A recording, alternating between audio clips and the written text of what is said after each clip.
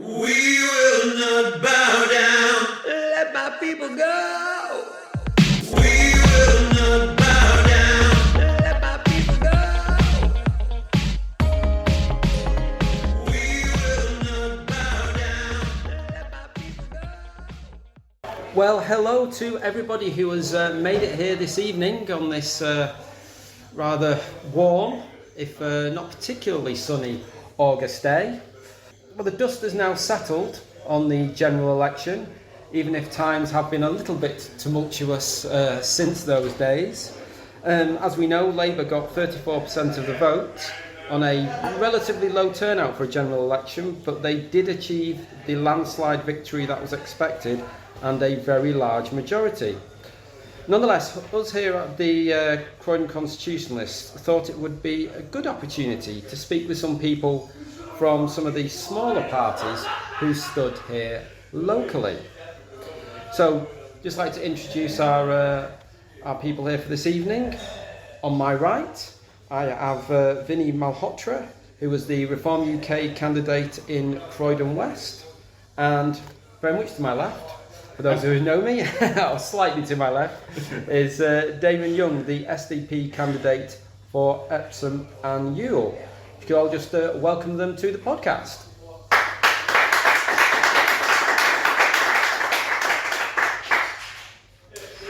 So, Vinny, I think I'll start with you.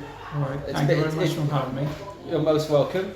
So, can you just tell us briefly what made you stand in a general election? So I initially got involved with Reform UK as a volunteer, and I wanted to help out from higher level, and that's when I decided to run in the general election. It just felt like a natural next step, and I got overwhelming support from the leadership and the other candidates from the party, and it gave me more confidence, and that's why I stood. Okay, and so what made you stand in Croydon West? Well, I don't actually live in Croydon West, but because the area that I live in, the constituency, was not available, and I wanted to stand in London. That's how I got Croydon West. I have, however, been here. I don't live here, but I'm actually familiar with the area. That's why I chose this constituency. Okay, excellent. Damon, on earth made you stand for the SDP in this recent general election? Well, I guess to use a cliche, I'd been suffering from that dilemma called political homelessness for quite some time. I guess I'm from a Labour voting background, Labour voting family, increasingly disillusioned through the Corbyn years, and then coming out of the Corbyn years. The obvious reasons under Corbyn, and then the increasing identitarian aspects of the left. And the SDP seemed to offer a solution in the robust rejection of those identitarian policies that were bothering me, to put it mildly, whilst maintaining some of the principles that I felt the old left had left behind. Sure, so that explains your reason to support the SDP and why you might want to get involved with them. But what made you want to stand for the general election? Well, to misquote Wignell and I kind of stood for election by mistake. I do tend to live my life as if I am creating material for a chapter in my memoirs, and that was definitely part of it. The having been attracted to the SDP and become a member, a membership email came round fielding for election candidates, and I just out of that spirit of why not, sort of said I'd be interested. Then went away and thought about it and thought, well, I probably haven't got the time, I probably, all the usual reservations. And then when the election list came out, I was on it anyway. They had not, they'd obviously tactically ignored the email, withdrawing my interest. And at this point, I realised it would probably take more energy to not stand for Parliament than it would to actually do it. And like I say, I was up for the experience, so at that point I went for it. Excellent. So, you studying Epsom Ewell. I believe you live in the area. I do, yeah. Do you have any thoughts on how the campaign went and the results in your constituency? It was interesting. It was interesting to see. I was one of 4 non-uniparty candidates, and they all, I mean, to respective degrees, struggled. Reform did reasonably well. The Green vote kind of bottomed out. Mine was only a smattering of votes, which it was only ever going to be. I was a paper candidate, I didn't campaign, and the SDP of all the parties had the lowest profile. But we had the Gina and the True and Fair Party, and we had Greens, as I mentioned, and did not make an impact. I think partially because there was quite an aggressive campaign from the Liberal Democrats that they were the only possible alternative to Tories, and I think that landed, and they worked very, very hard to get that message out. I think also, it was a real demonstration that if you are not one of the traditional big parties, it is incredibly difficult to get a toehold. Incredibly difficult. I mean, yeah, on election night, just the teams that the 3 main parties had, it was generational. It was based on years of doing this, in a way that you could see the other parties just didn't have. So that was interesting to observe, on the front line, so to speak. And Vinny, how did you find the campaign in Croydon West, and what did you think of the results? Well, the result I would say was expected, but I loved the whole experience. Yeah. I campaigned and canvassed, distributed leaflets in my constituency, and I got a really good response. Vast majority of the response was very, very positive. However, on the election day, on the count, I was a bit let down. Even though I knew I wasn't going to win, it did feel like I had let myself and the party down. But it was my first time as well, but I actually learned a lot. I got to know the people of Croydon West, so I spoke to the people who live here, the local businesses, business owners, and basically anyone I could find. And I also got a really good response. I've said it before, but yeah, that's about it. Well, you shouldn't be too disappointed. I mean, you managed to save your deposit, which is not too bad. I know it's not bad, but you see, that wasn't something that wasn't my goal. I really wanted to win, and I was actually aiming for that. But sorry, it's just another way of looking at it. I don't think that I lost. I just think I didn't win this time, and I plan on doing my best, even better the next time. Okay, well, interesting. Yeah, I mean, obviously Epsom and you mentioned went to the Lib Dems from the Conservatives. Lib Dems presumably one of the target seats, as we know. Labour effectively retained Croydon West, it being a new constituency, of course, following the boundary changes. But the MP is still an MP. Still an MP. She's still an MP. She did very well. I think she got more votes than all of her opponents combined. Me as well.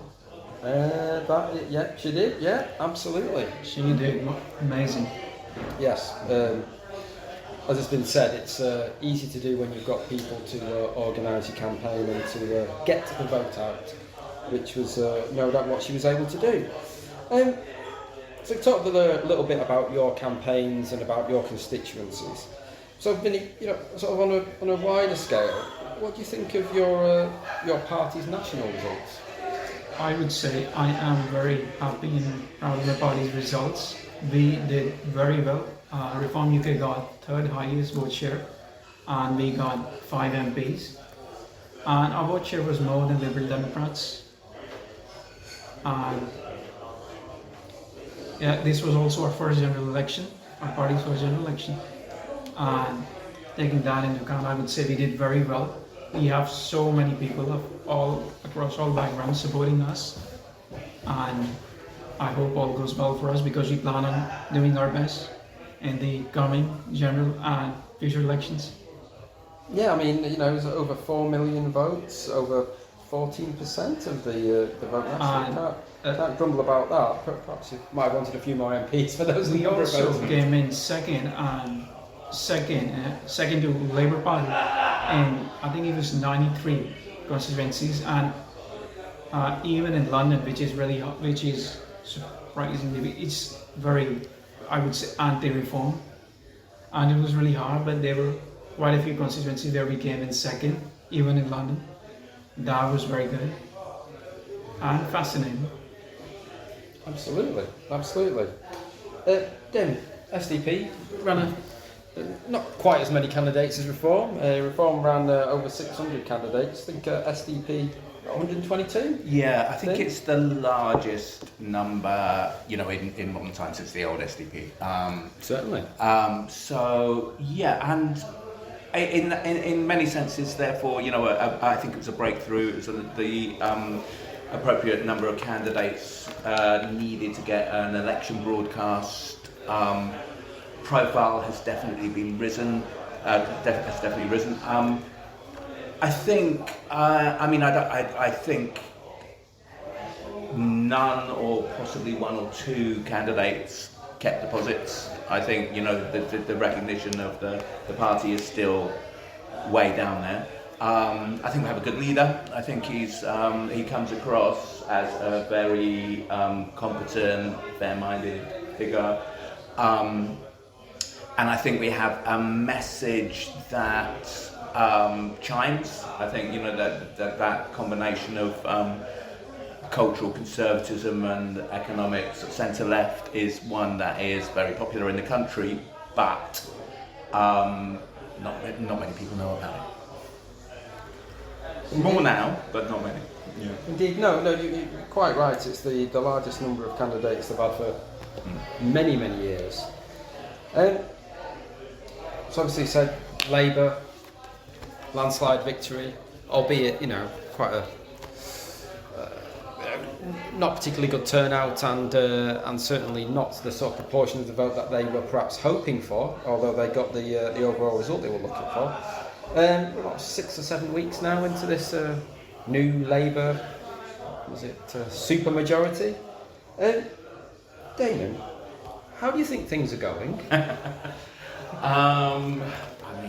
I don't think it's controversial to say very poorly. The riots and the reaction to the riots notwithstanding, but the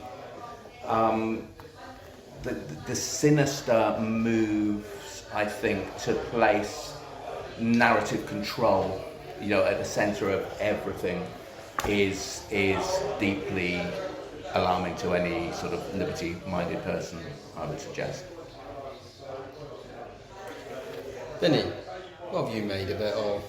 I would say it's still a bit early, but however, taking the recent events into account, the unfortunate events, I would say people aren't, especially online, aren't really happy with what's going on, how the Labour government is dealing with the fallout, and I hope they fix it, do their best, and take the interests of people into their accounts, and I hope things improve. And but I would say it's still a bit early to say, but I think people are still a bit negative, I would say. Okay. I think what worries me is already this establishing of a culture of dishonesty, and I don't think it is too early to say that. I think the nonsense about this discovery of this economic black hole, when these were established, known about, published figures, is a big example of that. I'm very alarmed at just the I mean, policy-wise, yes, maybe we are early, but the tone and the attitude, I think, is deeply alarming. Especially obviously from the police and the government, how they're labeling mostly anyone who disagrees with them as far right, which I believe is certainly not the case. And I hope it stops. Well, I think we all do. Certainly, from what I've seen, they could have handled things very much differently. You have a Labour Party which, on the one hand, wants to give votes to 16-year-olds because 16-year-olds are adults, but from what I saw, it would seem the authorities used the excuse that the murderer of those children was under 18, he was 17, to not reveal his identity when they knew his identity straight away. And if they had done that, you wouldn't have had the sort of level of Twitter conspiracy theories, etc., coming out, which then caused some of the issues that we saw. And it's that. I mean, we've already got. What does he call him? Two-tier Keir. Is that what he's? I'm sure he's not very happy to have got that name already. Yeah. So we will. If we're touching on that, I listened to the Today programme the morning after the horrific murders, and I was incandescent with fury at just this already, this kind of tone, this kind of don't look back in anger bullshit that was already beginning to come out. That this was, again, I used the phrase before, what was important here was the narrative control, which this was less than 24 hours in. There was no acknowledgement of the deep pain and the deep fury that the murders itself had elicited. No space for that. And I, was a completely non-violent, non-racist, non-rioting person, was sat in my house fuming at that, less than 24 hours. Yeah, and there's been this strange situation the sort of following week, wasn't there, where there were going to be all of these highly organised far-right riots. I don't know, it was like 100 going to go on one night or something like this. And I don't know if anybody's seen the footage from West Croydon, where there was supposed to be a load of far-right people turn up. None did, whatever those people are. And there were a group of people there to, I'll describe as, meet them. And when they didn't turn up, they decided to have a little riot of their own because they were a bit disappointed, it seemed. Yeah, everyone's been labelled far right. I saw Keir Starmer went over to Northern Ireland to tell them they're all far right, which was always helpful for community relations, I think, in Northern Ireland. One other thing I would like to say is that people are actually getting persecuted and put in jail because they said something online, or posted something online, and which I would say violates the freedom of speech. And it's actually, if you look at it that way, it's actually the Labour government that are appearing like fascists, and they just try to silence anyone who doesn't agree with them. Absolutely. What is it if you turn up and use your mobile phone to film something, they can say that you were involved in some way in the riots when you clearly weren't. I mean, this is just bizarre. Interestingly, the founder of Hope Not Hate, I can't remember his name, received no police attention as far as I know for his complete misinformation that there had been acid attacks on Muslim women. Nothing happened about that as far as I can tell. Two-tier Keir. Two-tier Keir. Oh well, we'll see how he gets on. But we at the Croydon Constitutionalists will be keeping our beady eye on two-tier Keir, I can absolutely assure you. So Vinny, you saved your deposit? I did. What do you think is next for Reform UK? They've got a few MPs. They've got that. They've got 5 MPs. Yeah, they've got a bit of a one foothold assembly there. member. Our Exactly. first assembly member, Yeah. which happened during the London election, I believe. Yeah. Alex Wilson. Yeah. And I would say I plan on staying with the reform as long as I can, because I strongly believe in the body and its policies. I would say it's the only body who actually cares about the British culture and values. And we are getting more and more supporters every day from different backgrounds, and we're going to keep on doing what we're doing and deliver on our promises. I plan on standing in the next council, local and the future general elections, and I will do my best. So Splendid. Damon, you say, William Clouston, nice chap, erudite, etc., when people get to meet him or hear him speak, they tend to, agree with him and think he's a nice chap. How can the SDP build on their the 120 odd candidates this time? Certainly what brought me to the SDP was the ecosystem that exists around sort of the ideas that we're discussing. I mean by that, the online magazines and podcasts like Unheard, Trigonometry, so on. I'm sure we all know those. And it was, people like Andrew Doyle, Winston Marshall, Graham Linehan, all at one time or another, saying, actually, I've looked at the SDP, their ideas are interesting, that's what first attracted me. So I don't know, I think there is something very powerful in that ecosystem, in terms of making people politically engaged, bringing people into the discussion. And that is something that I know the SDP has a pretty good podcast, and some of the figures that I've just mentioned, and other people like Laura Dodsworth, and other people have kind of been interviewed by William as part of that. That's maybe the way. That kind of growing of that still further, that reach. And do you think you're going to keep involved? Yeah, absolutely. Again, for the reasons that we have been discussing, I think it's really important that there is people willing to say, you may have centre-left impulses, but that does not mean that you accept any of, these things. That this is not just the centre-right and the right that can challenge them. I think that's really, really important. Excellent. Well, thank you very much. We'll certainly keep our eye out for your rise to the top in politics, and thank you very much. And do come back and do keep in touch with us all. Those of us who are assembled here are going to go for a drink, and then we're going to have a question and answer session. But for those who are listening, thank you very much. Thanks.